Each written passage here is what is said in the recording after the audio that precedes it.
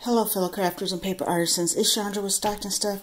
I am here for a project share, but really I was crafting my stash. So I found these mini, I think they're the treat size Hershey bars at my grocery store that were, they were actually superheroes, but I always mess up. I think they were DC Comics superheroes, but I had this Marvel Avengers paper in my stash, so I just thought the candy bars were so cute and I wanted to do something with them. So I did some little back to school treats, and I will list the tutorial because this is not my own design, but it was quick and simple, and I did 24 of them. And I used them all, but I had 2 extras. I think I might have cut more than 24. So it's pretty simple. It's a slider box. So see, that one's Batman. And it just pulls out. So the candy bars didn't actually match the paper, but I don't think kids cared. They just wanted to eat it. So I did a different character on each side, and I actually, I'll show you the piece that I used and how I did that. And I just used some red ribbon and twine, yellow twine from my stash.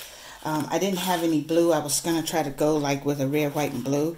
But actually I used this page right here, and I just cut the rows, and then I strategically, because you see this is a little bit longer so than that square, so I cut below, so some of them have like this border in there, so that I could get the size that I needed. And then I just did this on my printer.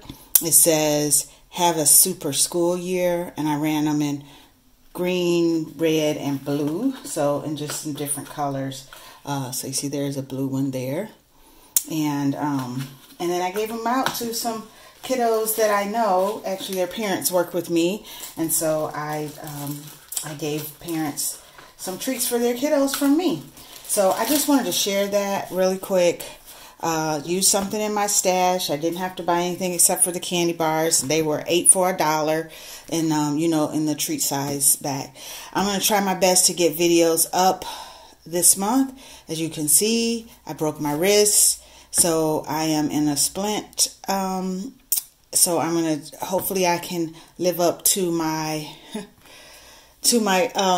commitments, to my collaborations this month. I actually made this before I broke my hand, before I broke my wrist. So I'm just getting this video done, just so that I can get a video up this weekend, because I am running a little bit behind because I'm a little bit slower with the one hand. Luckily, I'm right-handed, so hopefully I'm going to work on some projects tonight, and hopefully I can do what I need to do for the month of September.